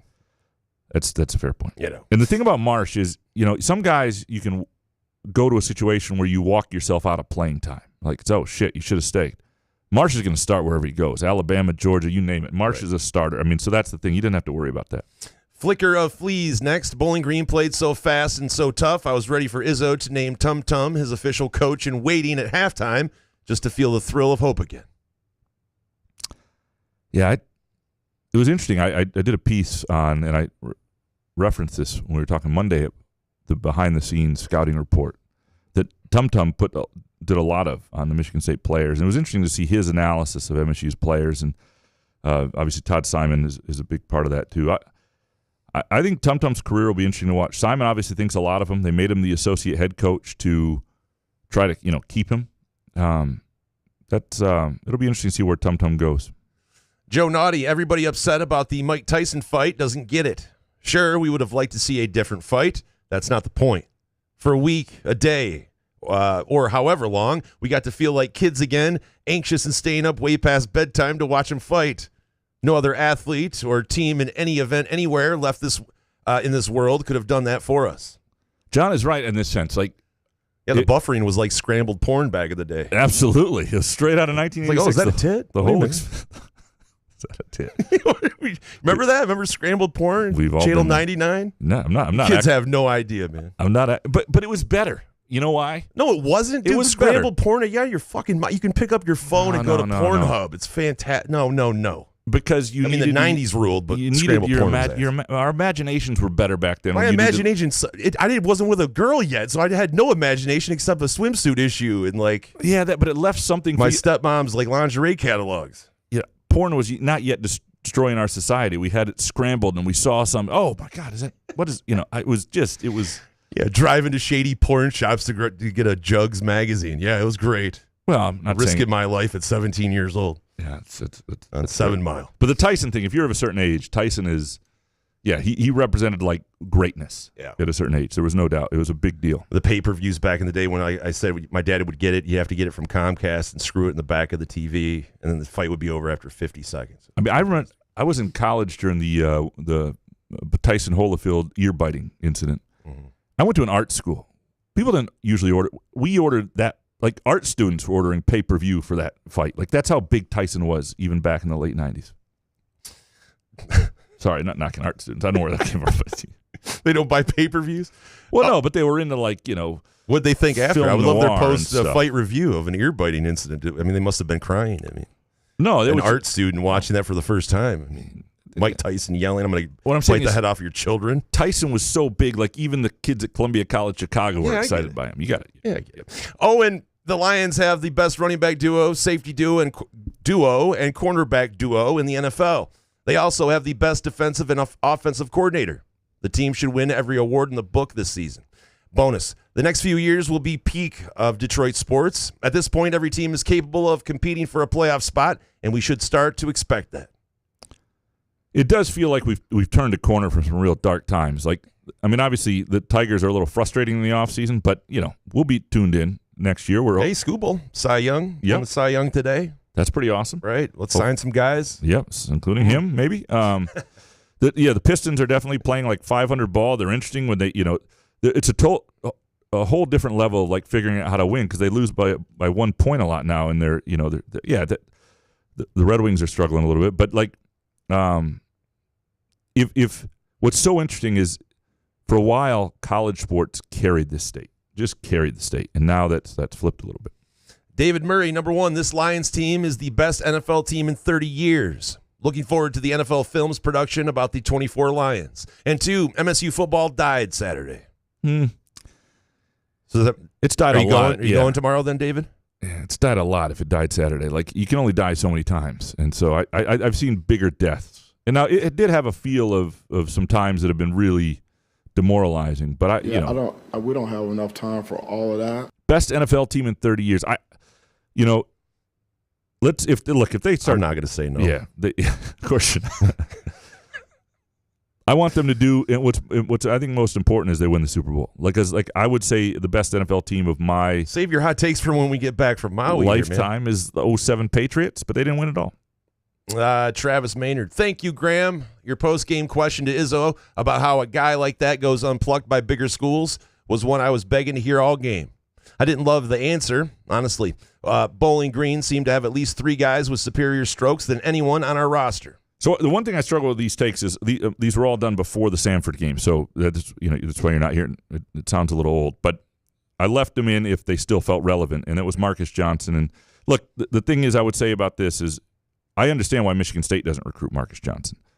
Michigan State is a program built on defense, and Marcus Johnson made Carson Cooper look like Akeem Olajuwon, and so that doesn't really work in MSU's system. But there are schools that are struggling to score, that aren't, that are struggling to make the NCAA tournament, that are high majors that absolutely should have that kid. Tyler, Jason, please give us a rundown of the game day in Detroit. What plays were the coolest, and at what point did you chuckle about Graham and Harry both taking the Jags on this podcast? I chuckled when I was driving on the way to Ford Field. I just couldn't believe they were scared of 13.5. And then when the Jags did score they kicked a field goal on the opening drive, I just was like, oh, great. So Couch, and Harry probably think a lot of themselves. And thankfully, we went down and scored like 5 times in a row. Just watching Branch in person, just keeping it on defense, that was fantastic. Jordan, he hit a big bet. I mean, our bets all hit. I tailed Jordan's bet. He had a nice little parlay there. So it was just, and we actually left early. He looked over at me and he's like, do you want to leave? And I was like, listen, I'm good. I can sit here all night, or we can leave now, because it was when Hooker was put in the game. So it's just surreal to drive back and have a team 9-1, and we're just kicking ass. It's unbelievable. Couch on fire. Jason, you're right on. Take this Lions team week by week and enjoy the ride. This is the team we've waited our entire lives for. Baked. Couch liked MSU +3 and didn't like the Lions -13. Ouch. Yeah, it wasn't my best work. I apologize. Yeah. I mean, we talk about the Lions every week. That was the big part. I did not get the Lions right. Yeah, it's just such a big number in the NFL, and I don't think I realized. Mac Jones on the road. Yes, I know. That's all I got to say. Yeah. Doug Peterson's about to get fired. The Jags are ass. It's destiny. Anyway. TK, can we go to Blue Sky? Honestly, this show is the only thing keeping me on this website. Well, what I'm starting to do, and I can put out a call for questions there as well. Do we have a Couch in the Rube account on Blue Sky? We should create one, because enough people are there. It's actually taking hold, like much more than Threads did. So we'll create one there, or I'll just tweet out a call for. I can use mine as sort of. We'll figure that out, because we just need to figure out a way to make sure our audience is more stretched than just like back in the day. Like Twitter just worked, and a lot's coming in on email, some on YouTube. I can tell which ones are the emails, because they're 65 paragraphs long. I try to cut those. Just kidding. Yeah. So yeah, we can. We'll figure something out. That we want to. We want everybody to be able to be informed when we're doing stuff and be able to take part. Hell yeah, Matt C. Next. If you lose 6 of 7, you are not a good football coach. I can't believe we hired another John Smith. They seriously don't do anything well, but half this fan base loves a QB for putting up 16 points in a 22-point blowout loss. And bonus, all the Couch of the Rube listeners crying about X sound like a bunch of Karens. Stop whining and move on. You included, Couch. Wow. Now, it was easier. I think those should have went first. I mean, what's that? Those should have went first. Yeah, I gotta say, yeah. Yeah, I don't know. Nobody's whining.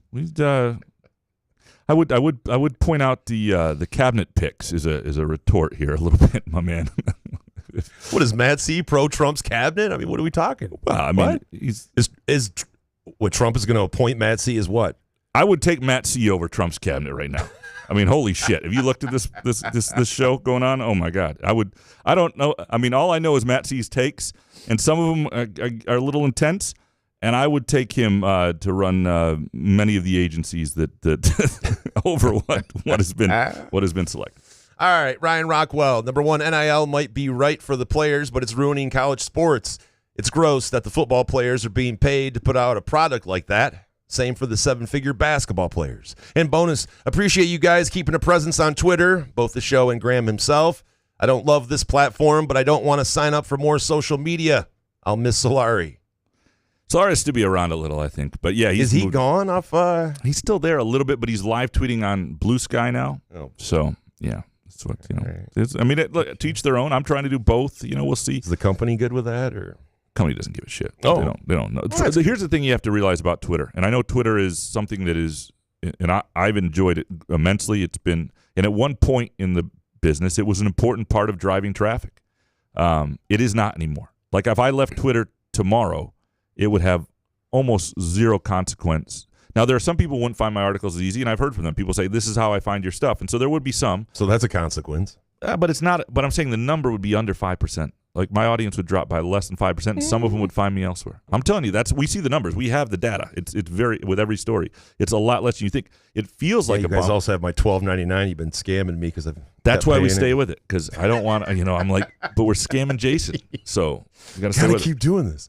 Mr. Neurotic Pants, number one, there's no need to feel bad about not being able to afford tickets to major and conference games because these days, MSU's only sure wins are against mid-majors, directional teams, Christian colleges, or cash-strap black colleges. If I only get a ticket a season, I want to win. 2, since MSU football has no realistic postseason aspirations, I actually prefer nail-biters against the Florida Atlantics and BGSUs of the world. I find watching blowouts on TV boring.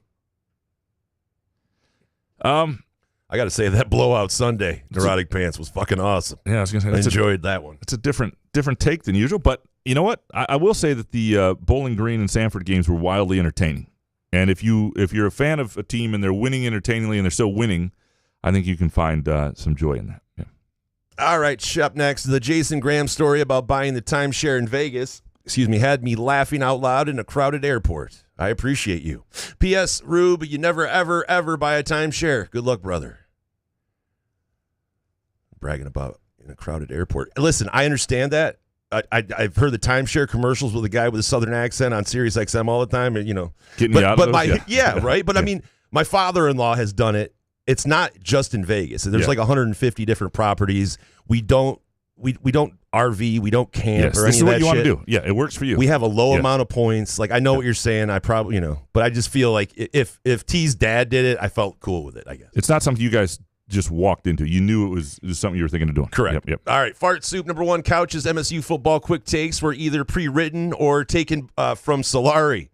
I watched that mofo live stream a women's soccer match during the entire MSU game, yet he still had a very detailed 3 quick takes. You can't fool me, Couch. And 2, by mid-first quarter of the Lions game, the Rube was flexing both of his biceps. When T asked him what was going on, he said, "Unless I see Grandma Rube in the bathroom stall, this is the only thing that's going to take care of this full rod." Go Lions. Restore the roar. Well done, Fartsuf. Well done. The women's soccer game ended before the football game. I did miss the first. So it's true. You did have it on. You were live streaming it? No, I was. Well, I missed the first 5 minutes of the football game walking over to Breslin Center to watch it in the media room from the women's soccer game. But I saw both. They were different times. One was at noon. The other was at 2:30. You can multitask. Mark Osterman, number one, Jason, I wish you said you were going to Vegas for a timeshare offer.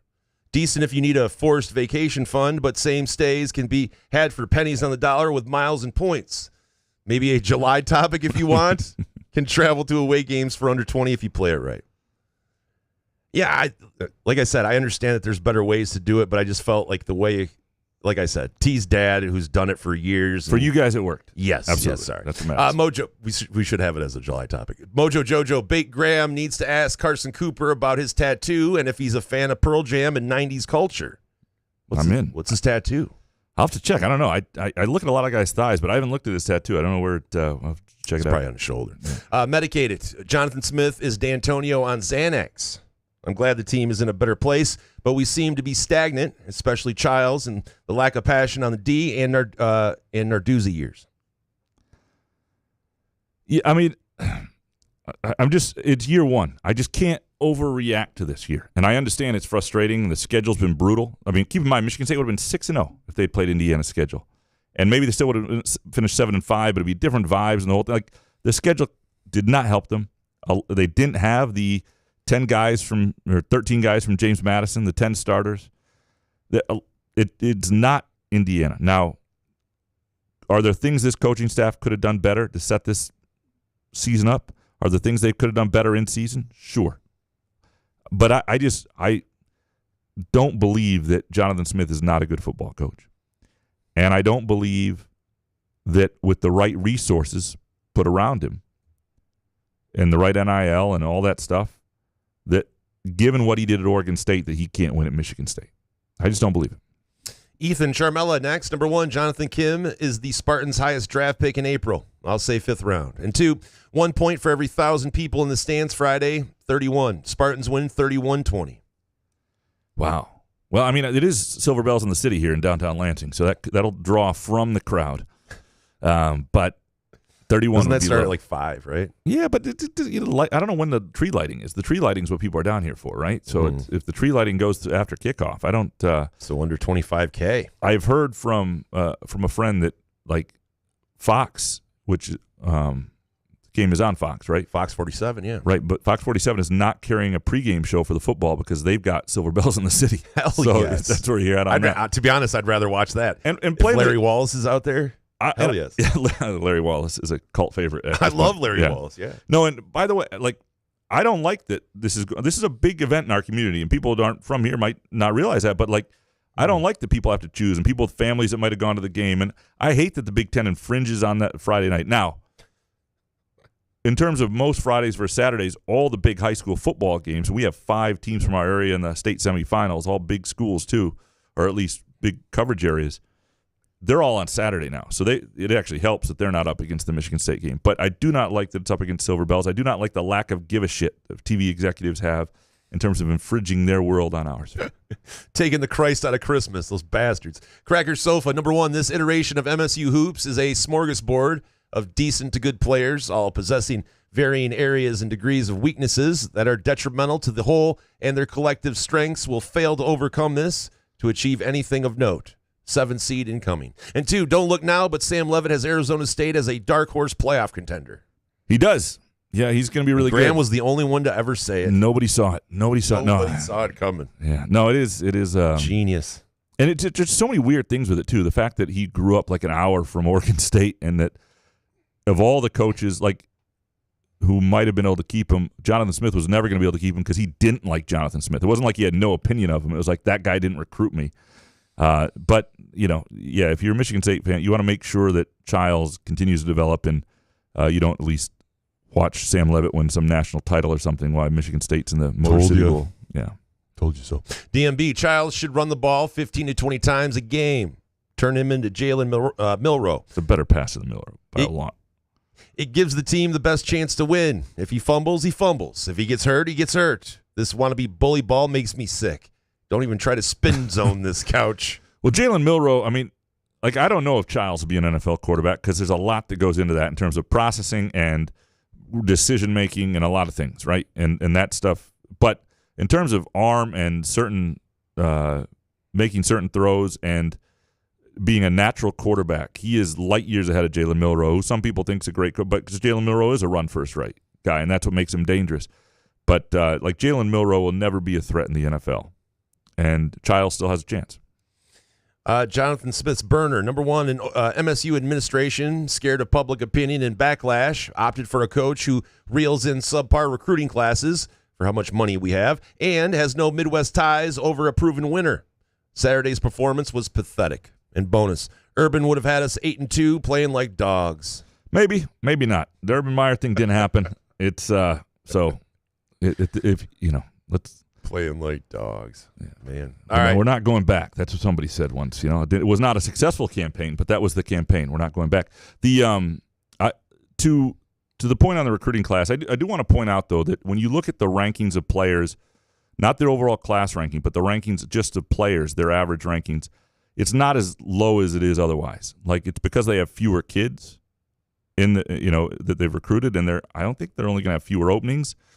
That's part of the reason that the number is dreadful as it looks. That doesn't mean it's a great recruiting class, but just something worth noting.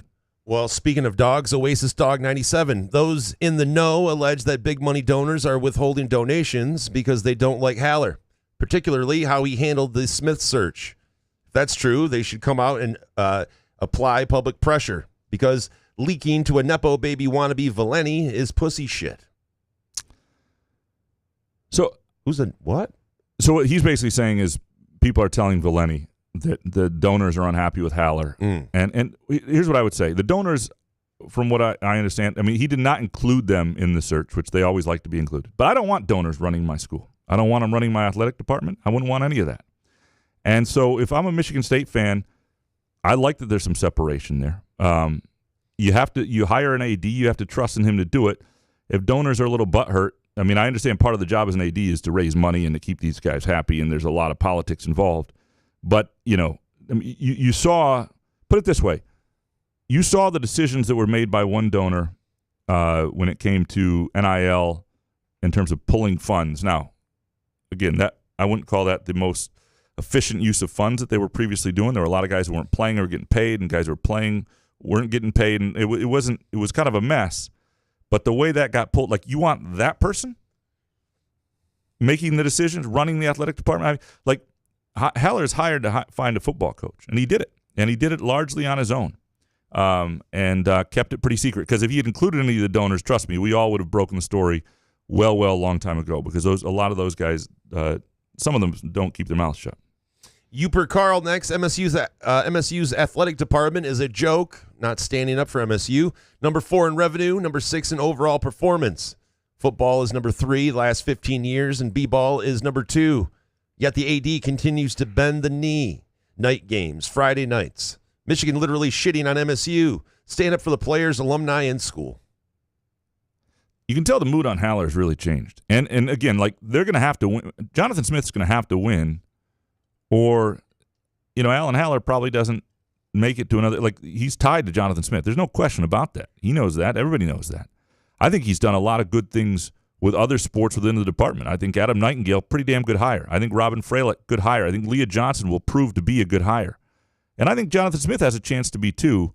I understand the frustration with I don't think the post-Michigan game stuff was handled perfectly in terms of messaging. But, he's taking a shitting for all of that. I don't know. I still think he's done some good things. Yeah, but people are frustrated. They just want to, and this is the place to be stuck up for. And, this is a place to vent for it. I'm not saying you shouldn't be able to and shouldn't be able to voice your opinion on him. My job is not to protect Alan Haller. I'm just trying to provide a reasonable counter to some of what I think is a little over the top. Next up, Jake Hawkins, number 1. Man, never really realized how brutal it was to have only 1 sack in Big Ten play, but damn, it really showed on Saturday. Couldn't even get close to Illinois quarterback to put him to the ground and cost MSU a game they could have won. Better win the next 2. I want to go bowling, even in Detroit. 2, went to Champaign, Illinois on Saturday for the MSU game. Nice mid-sized Midwestern college town surrounded by rural country and farmland. Nice downtown bar scene. I tried 2 recommended restaurants from a 2018 LSJ article. Appreciate you, Jake. Wow. Papa Del's Pizza and Black Dog Smoke and Ale House. Papa Del's is terrific. I'm telling you, it's one of I just gave that out as a recommendation last week, and 2018 LSJ article. How do you find that? It's online. What do you think? I guess my $12.99, was that another $3.99 a month? No, it's there for you. Search. Anything 2013 and before you can't get, but of course 2018 you're good. I want the Todd Schultz columns. Lastly, an actual question, a blue sky question from Shep. That's what it says here. Couch, you've been saying wait until the schools fund NIL next year. Won't that just make this worse? If Ohio State has $20 million NIL donor budget now, and next year their athletic department can use their $20 million to pay players, does that mean the NIL budget is now $40 million? And so then MSU won't be able to compete as salaries for top guys just get driven up. Does that make sense? Bonus. I'll be in Maui next week for the tournament, staying at the team hotel. Oh, bragger. Wow. Jesus. What should I do if I see you? Caw? Say something about Groovy Donuts in your weird Barry White voice? Compliment your muskox flannel. Any of those will do. If I hear a caw, if I hear something about Groovy Donuts, that was one of my worst person. Or anything about muskox, I will turn. I will turn quickly, and I will say hello. Yeah, I would love for you to say hi. You grab him on the thigh. Yeah. Like when he's not looking, just walk up and grab him on the thigh. Say, nice thighs. That would work too. To your previous question on NIL, look, we're gonna have to wait and see. I don't think what is going on right now with donors nationally is sustainable, though. So I don't think it's just going to double NIL at a lot of other places. You will have to have outside NIL, I think, but that's going to have to go through a clearinghouse, and it's going to get interesting. All this will get really sorted out this spring, but I definitely need to do an article on it. It's going to be fascinating. I think Michigan State will be okay with the in-house stuff. and that may or may not help. We'll see. I think a lot of it's still to be determined. We wish you a happy Thanksgiving. Thanks for producing our show all the time and listening, and we appreciate Pure Options, and Lord help you if you're still listening. You've got some MGs in you. We appreciate Groovy Donuts. Go to groovydonuts.com. Place your order today. Firekeepers iCasino and Sportsbook, and, of course, our friends at Front 43 and Cask & Company. Good show, man. Yeah, man. Couch in the Room.